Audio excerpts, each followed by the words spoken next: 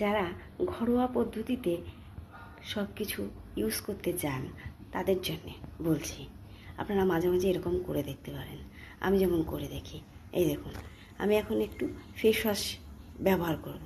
তো face wash বাড়িতেও কিছু বানানো যায়, এই যে সেগুলি আপনাদের সাথে শেয়ার করছি, চলুন দেখবেন।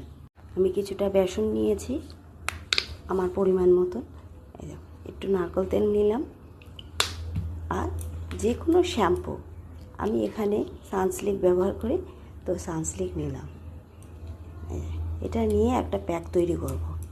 এই যে মিশিয়ে যখন দেখবেন খুব একটু গাঢ় গাঢ় হয়ে যাচ্ছে, এক ফোঁটা একটু জল নিয়ে নেবেন এর মধ্যে। আমার প্যাক রেডি, এবার আমি এটা লাগিয়ে নেব। এরকম মাঝে মধ্যে আপনার বাড়িতে করেই দেখতে পারেন, খুব ভালো কাজ হয়। আর নারকেল তেল আমাদের স্কিনের জন্যও খুব ভালো, হেয়ারের জন্যও যেমন ভালো হয়, স্কিনের জন্যও কিন্তু খুব ভালো হয়। আর বেসন তো সবারই ঘরে থাকেই এইগুলো, আর শ্যাম্পুও সবার ঘরে থাকে। একদিন এইভাবে করে দেখবেন, স্কিনটা দেখবেন ভালোও থাকবে, আবার স্কিনটা পরিষ্কারও হয়, খুব ভালো কাজও হয়। আপনি এরকম করে দেখবেন। আমরা মাঝে মধ্যেই বাড়িতে সবাই করি।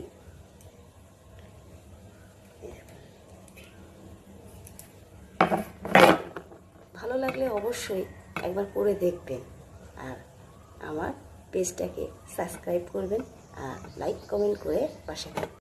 প্যাকটা তো আমার লাগানো হয়ে গেল, 2 মিনিট অন্তত রাখবেন। রেখে আস্তে আস্তে যখন ডলবেন, দেখবেন পুরো স্কিন থেকে এক ধরনের পুরো নোংরা থাকলে উঠে আসবে। খুব সুন্দর এটা কাজ হয়। এরকম ঘরোয়া পদ্ধতিতে আপনারাও ব্যবহার করবেন, দেখবেন সুন্দর কাজ হয়।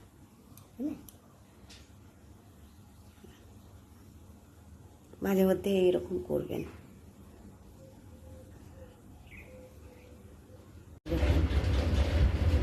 দেখেছেন কীভাবে উঠতে শুরু করেছে?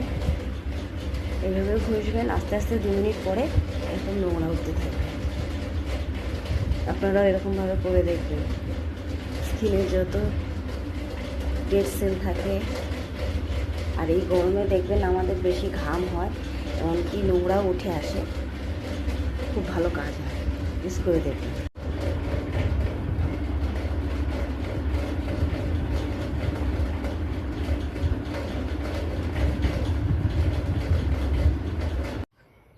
আমার স্কিনটা কতটা পরিষ্কার হয়েছে।